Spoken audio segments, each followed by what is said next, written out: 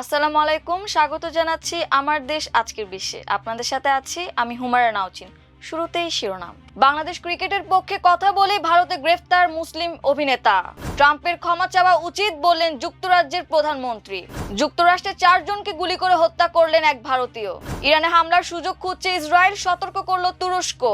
একদিনে গৌতম আদানির সম্পদ মূল্য কমল $570 কোটি। বড় চুক্তির পথে ভারত ও ইইউ। দর্শক, এতক্ষণ শুনছিলেন শিরোনাম, এবারে বিস্তারিত। টি-20 বিশ্বকাপে ভারতে খেলতে না যাওয়ার সিদ্ধান্তকে কেন্দ্র করে উত্তপ্ত হয়ে উঠেছে ক্রিকেট ও বিনোদন অঙ্গন। এই ইস্যুতে মন্তব্য করছেন বাংলাদেশের অনেক তারকা। সম্প্রতি ইস্যুটি নিয়ে কথা বলেছেন ভারতের মুসলিম অভিনেতা ও সোশ্যাল মিডিয়া ব্যক্তিত্ব কামাল আর খান ওরফে KRK। গতকাল শুক্রবার রাতে মুম্বাই পুলিশ KRK কে গ্রেফতার করে। পুলিশের পক্ষ থেকে জানানো হয়েছে তার বিরুদ্ধে গুলি ছোড়ার অভিযোগ আনা হয়েছে। তবে সোশ্যাল মিডিয়ায় ভিন্ন দাবি তুলেছে নেটিজেনদের একটি বড় অংশ। তাদের মতে বাংলাদেশ ও পাকিস্তানকে নিয়ে ভারতের আধিপত্যবাদী মনোভাবের সমালোচনা করায় KRK কে টার্গেট করা হয়েছে। কারণ যে অভিযোগে তাকে গ্রেফতার করা হয়েছে সেটি প্রায় 1 সপ্তাহ আগের।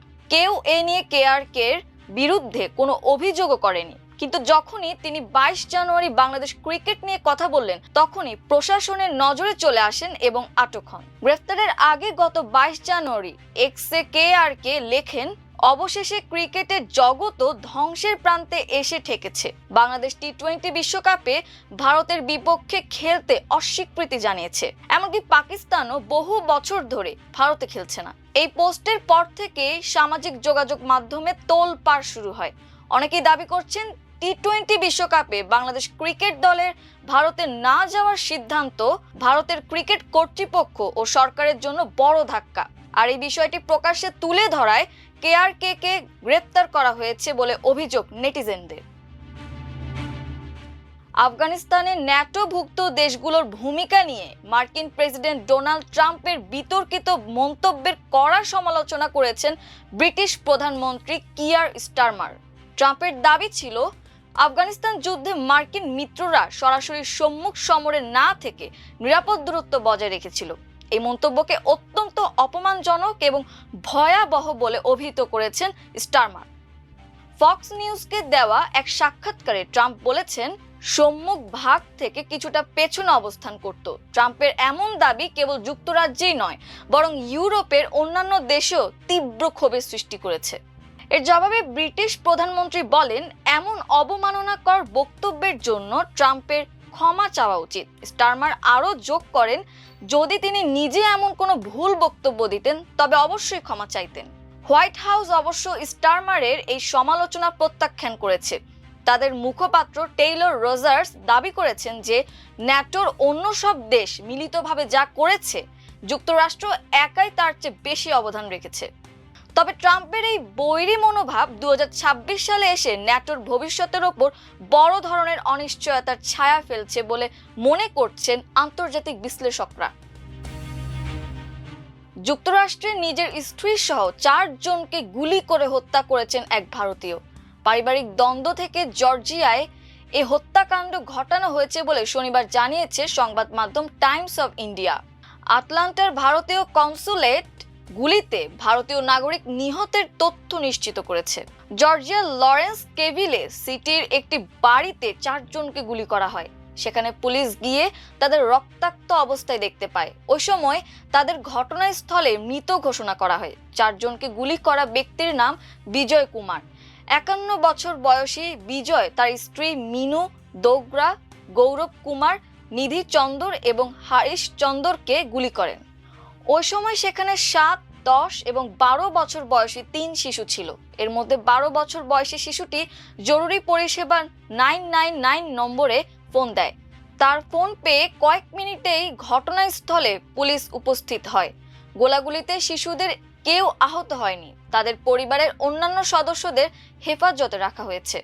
স্থানীয় সংবাদ মাধ্যম জানিয়েছে, বিজয় কুমার ও তার স্ত্রীর মধ্যে ঝগড়া হয়। এরপর তারা নিজেদের 12 বছর বয়সী সন্তানকে নিয়ে আরেকটি বাড়িতে যান, যেখানে নিহত ওই 3 জন ছিলেন। তাদের সঙ্গে বাকি 2 শিশু থাকত। তুরস্কের পররাষ্ট্রমন্ত্রী হাকান ফিদান হুঁশিয়ারি দিয়ে জানিয়েছেন, মধ্যপ্রাচ্যের চিরশত্রু ইরানকে আক্রমণ করার জন্য ইসরায়েল বর্তমানে একটি সুযোগ খুঁজছে। তুর্কি সংবাদ মাধ্যম এনটিভিকে দেওয়া এক সাক্ষাৎকারে তিনি জানান, ইসরায়েলের এমন পদক্ষেপ পুরো অঞ্চলকে আরো ভয়াবহ অস্থিতিশীলতার দিকে ঠেলে দিতে পারে। ফিদান তার তেহরান সফরের কথা উল্লেখ করে বলেন, তিনি ব্যক্তিগতভাবে ইরানের শীর্ষ নেতৃত্বকে ইসরায়েলি হামলার আশঙ্কার বিষয়ে সতর্ক করেছেন। তিনি বলেন, আমি আশা করি তারা ভিন্ন কোনো পথ বেছে নেবে, কিন্তু বাস্তবতা হলো ইসরায়েল বিশেষভাবে ইরানের উপর আঘাত হানার অপেক্ষায় রয়েছে।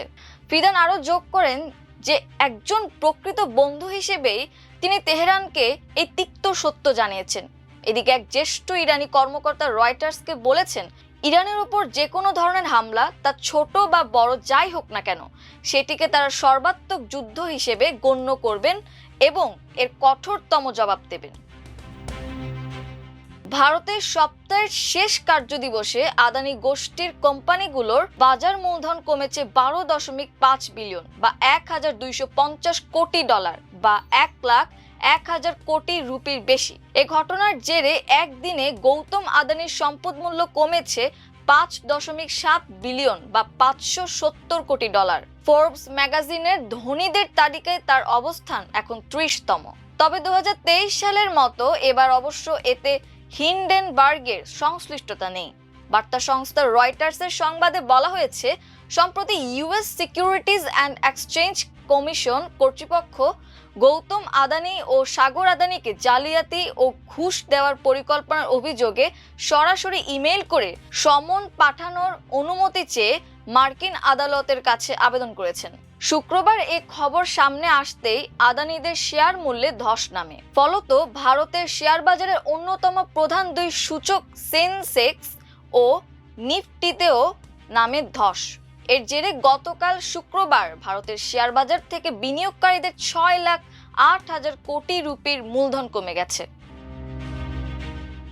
আগামী সোমবার ভারতের প্রজাতন্ত্র দিবসের অনুষ্ঠানে প্রধান অতিথি হিসেবে যোগ দিচ্ছেন ইউরোপীয় কাউন্সিলের president Antonio Luis Santos da Costa এবং ইউরোপীয় কমিশনের president Ursula von der Leyen. রাষ্ট্রীয় ভোজ সভা আর আনুষ্ঠানিক কুচকাওয়াজের আড়ালে এই সফরের মূল লক্ষ্য এশিয়ার তৃতীয় বৃহত্তম অর্থনীতির দেশ ভারতের সঙ্গে ইউরোপের মুক্ত বাণিজ্য চুক্তিকে চূড়ান্ত রূপ দেওয়া। কূটনৈতিক বিশ্লেষকদের মতে, প্রজাতন্ত্র দিবসে ইউরোপীয় নেতাদের আমন্ত্রণ জানানো ভারতের পক্ষ থেকে একটি শক্তিশালী বার্তা। এটি প্রমাণ করে যে ভারত তার বৈদেশিক নীতিতে বৈচিত্র্য বজায় রাখছে এবং ওয়াশিংটনের খামখেয়ালি সিদ্ধান্তের ওপর তারা নির্ভরশীল নয়। 27 জানুয়ারি একটি উচ্চ পর্যায়ের সম্মেলনে এই ঐতিহাসিক চুক্তির ঘোষণা আসতে পারে বলে বিভিন্ন প্রতিবেদনে ইঙ্গিত দেওয়া হয়েছে। অর্থনৈতিক বিশেষজ্ঞরা বলছেন, বর্তমান বৈশ্বিক ভূরাজনীতিতে উভয় পক্ষই এখন নির্ভরযোগ্য অংশীদার খুঁজছে। ভারতের লক্ষ্য মার্কিন শুল্কের নেতিবাচক প্রভাব কাটিয়ে ওঠা, আর ইউরোপীয় ইউনিয়ন চাইছে চীনের ওপর তাদের বাণিজ্যিক নির্ভরশীলতা কমিয়ে আনতে। দর্শক, এই ছিল আমার দেশ আজকের বিশ্বে।